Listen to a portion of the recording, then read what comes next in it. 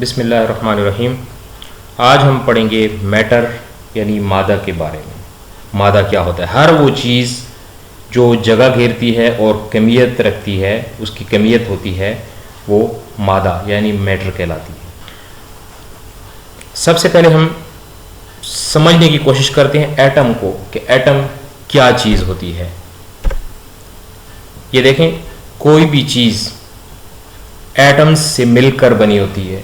ये छोटे छोटे ज़र्रात, एटम क्या है? मादे का नाकाबिल तकसीम ज़र्रा, यानी इतना छोटा ज़र्रा कि इसको मज़ीद तकसीम न किया जा सके। एक चीज़ है, अगर आपके पास, आप उसको तोड़ना या काटना शुरू करें और यहाँ तक काटें कि उसके बाद वो न कट सके, लेकिन ये मैं बात कर रहा हूँ माइक्रोस्कोप से देखने के बाद जो ज़र्रात नज़र आते हैं हमें, नाकाबिल तकसीम ज़र्रा, माइक्रोस्कोपिक ज़र्रात की बात कर रहा हूँ, ठीक है। आम वैसे आँख से नज़र आने वाले ज़र्रात की बात नहीं कर रहा, ये बहुत ज़्यादा छोटे होते हैं, ठीक है। इनको मज़ीद तकसीम ना किया जा सके तो वो छोटा ज़र्रा जो है वो क्या कहलाता है? एटम। हर चीज़ एटम से मिलकर बनी हुई है। अच्छा, एटम माइक्रोस्कोप से नज़र आ सकते हैं, वैसे इंसानी आँख नहीं देख सकती, बहुत छोटे ज़र्रात होते हैं।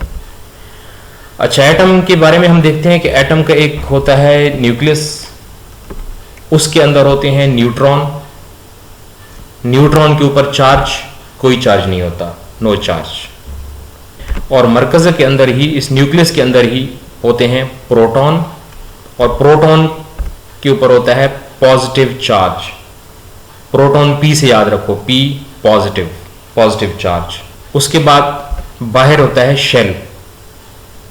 शेल में होते हैं इलेक्ट्रॉन, और इलेक्ट्रॉन के ऊपर चार्ज होता है नेगेटिव। न्यूट्रॉन पे कोई चार्ज नहीं होता, प्रोटॉन पे पॉजिटिव और इलेक्ट्रॉन पे नेगेटिव चार्ज होता है। इसका आपने ये याद रखना है कि पहले शेल के अंदर, जो एटम का पहला शेल होगा, उसमें 2 इलेक्ट्रॉन्स हो सकते हैं, इससे कम या ज़्यादा नहीं हो सकते। दूसरे शेल के अंदर 8 इलेक्ट्रॉन्स हो सकते हैं, इससे कम या ज़्यादा नहीं हो सकते। और तीसरे शेल के अंदर 18 इलेक्ट्रॉन हो सकते हैं, 18 इलेक्ट्रॉन्स, इससे कम या ज़्यादा नहीं हो सकते। और इसी तरह आगे चलते जाएंगे, लेकिन हम सिर्फ ये 3 को अभी देखते हैं, ठीक है। पहले में, फर्स्ट शेल में 2 इलेक्ट्रॉन, सेकंड में 8 इलेक्ट्रॉन्स और थर्ड में 18 इलेक्ट्रॉन्स होते हैं। बस ये इतना ही आप याद रख लें। आगे हम चलते हैं, देखते हैं कि मॉलिक्यूल क्या होता है। बहुत आसान, अ ग्रुप ऑफ एटम्स, एक से ज्यादा एटम मिलकर क्या बनाते हैं? मॉलिक्यूल। मॉलिक्यूल, एक से ज्यादा एटम मिलकर मॉलिक्यूल बनाते हैं। एक छोटी सी मिसाल से हम समझते हैं।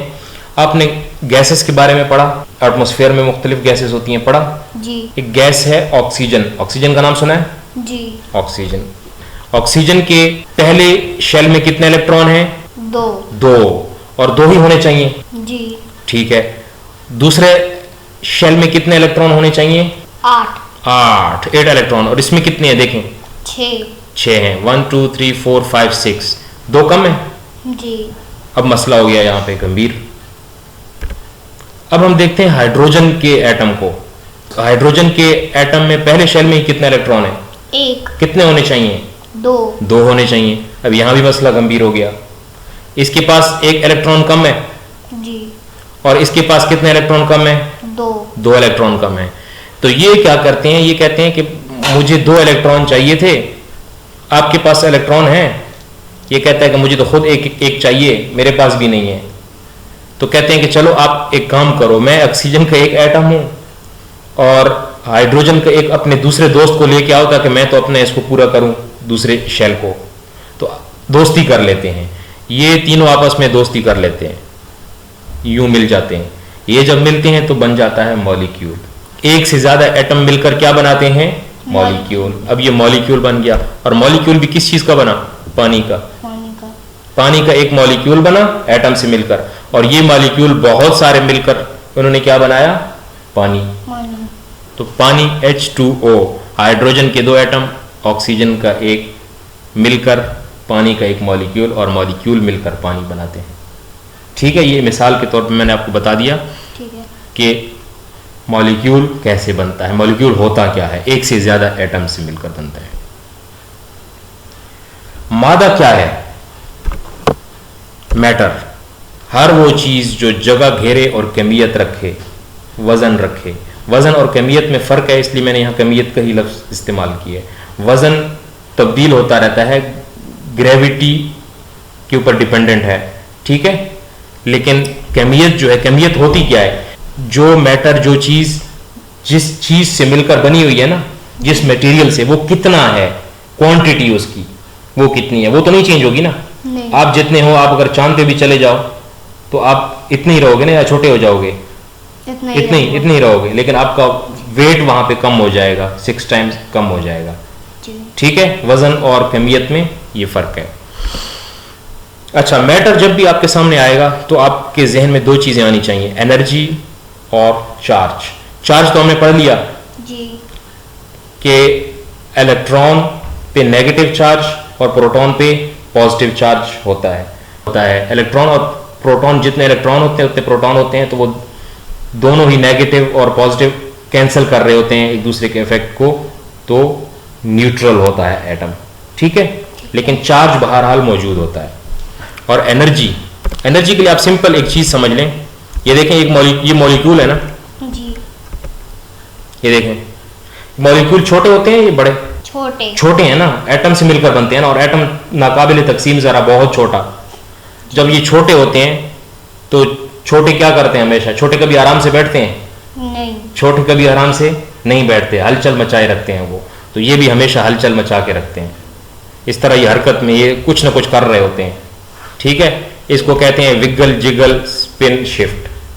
कोई ना कोई हरकत इनके अंदर मौजूद होती है। ये अगर नाम मुश्किल है कोई बात नहीं, आप इतना याद रखें कि ये वाइब्रेट करते रहते हैं, ठीक है।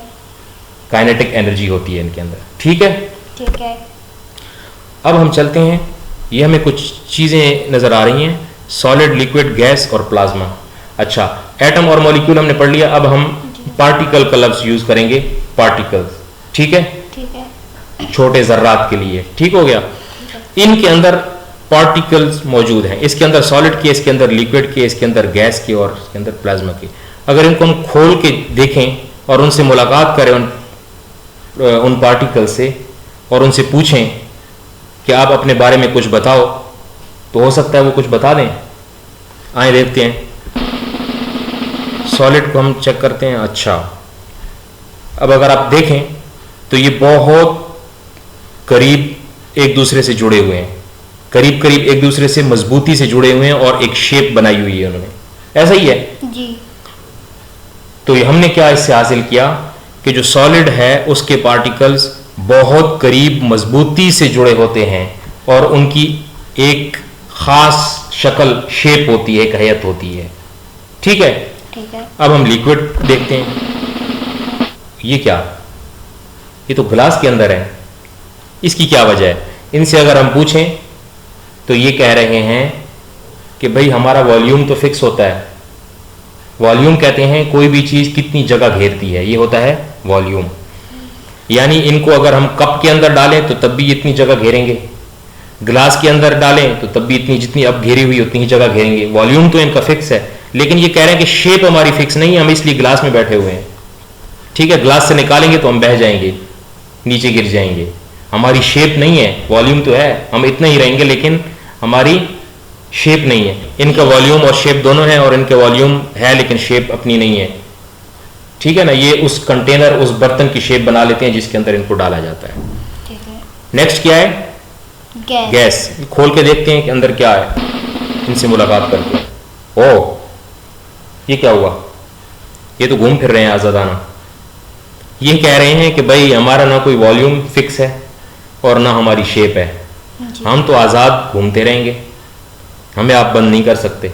अगर करना है तो यहाँ गुब्बारे के अंदर बंद करोगे या किसी सिलेंडर के अंदर बंद करोगे, वरना हम आपके काबू में आने वाले नहीं हैं।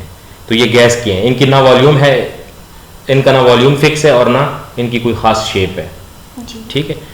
इसको हम खोलें या ना खोलें? प्लाज्मा, क्योंकि इसके ऊपर लिखा हुआ है वेरी हाई टेम्परेचर। चलो खोल के देख लेते हैं, फिर जल्दी से बंद कर देंगे। ठीक है। हाई टेम्परेचर है, बहुत गर्म है। ओ, ये क्या हो गया?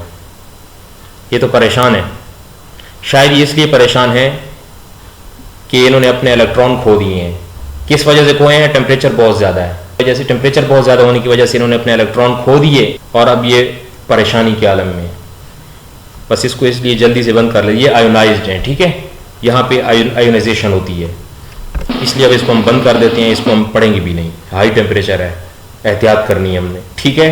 ठीक है। हमने सिर्फ इन तीनों को देखना है। आए चलते हैं, देखते हैं आगे। मादा की हालतें हमने देख ली, इनसे मुलाकात कर ली पार्टिकल से, जी। तो अब हमारे लिए समझना आसान हो गया है। सॉलिड, लिक्विड और गैस। सॉलिड क्या है? Fixed shape, fixed volume. Fixed shape है ना, जी। चेंज तो नहीं हो रही, नहीं। और फिक्स्ड वॉल्यूम है, जितनी जगह इसने घेरी हुई है बस वो इसका वॉल्यूम है, फिक्स है वो भी, ठीक है ना। ठीक है। हाँ, लिक्विड के बारे में कहते हैं कि नो फिक्स्ड शेप, शेप इसकी नहीं है लेकिन वॉल्यूम फिक्स है, इसको जिस चीज में डालोगे उसी की शेप में ढल जाएगा। गैस कहता है no fixed shape, no fixed volume, ना इसका वॉल्यूम फिक्स है ना इसकी शेप है, कोई इसकी अपनी शक्ल है। हाँ, अब देखें यहां पे particles are closely packed together, बहुत करीब करीब आपस में जुड़े हुए हैं, मजबूती से जुड़े हुए हैं। लिक्विड में क्या है? आपस में जुड़े तो हुए हैं लेकिन इतनी मजबूती से नहीं जुड़े हुए, आजाद मतलब घूम भी सकते हैं, हर तरफ इधर उधर घूम भी सकते हैं, करीब करीब तो होते हैं लेकिन इतनी मजबूती से नहीं जुड़े होते जितने सॉलिड के होते हैं। गैस, ये तो बिल्कुल ही एक दूसरे से दूर होते हैं ना, ये तो आजाद घूमते हैं जहां चाहें। अब इसकी एग्जांपल सॉलिड, ब्रिक्स, ईंटें, ये क्या है? सॉलिड है। जी। वुड्स, लकड़ी क्या है? सॉलिड है। और आइस, ये क्या है? ये भी सॉलिड है। लिक्विड, वाटर, जूस, पेंट, ये क्या है? लिक्विड है। ऑक्सीजन और वेपर्स, जो पानी के बुखारात होते हैं, ये क्या है? गैस। एक आसान सी चीज मैं आपको बताऊं याद रखने के लिए, कि जिस चीज को तोड़ा मोड़ा या काटा जाए वो है सॉलिड, जो चीज हमें बहती हुई नजर आए वो है लिक्विड, और जिसको ना तोड़ा मोड़ा और काटा जाए और ना हमें बहती हुई नजर आए लेकिन जगह घेरे तो वो है गैस। जगह घेरे और उसकी कमियत, उस वजन रखे, ठीक है। जिस चीज की कमियत होगी वजन भी होगा, हम अगर यहां पे जमीन की बात करें तो, ठीक है। समझ आ गई बात की? जी। अच्छा, एक चीज और यहां पे आप देखें, आइस, आइस जब पिघलती है तो क्या बनता है? पानी। पानी, ये वाटर, लिक्विड बन गया। लिक्विड जब एवोपरेट होता है, या आसान अल्फाज में मैं अगर आपको कहूं कि इसको अगर गर्म करें पानी को तो क्या बनता है? वेपर। वेपर्स। बॉयल होता है तो वेपर्स बनते हैं, तो गैस।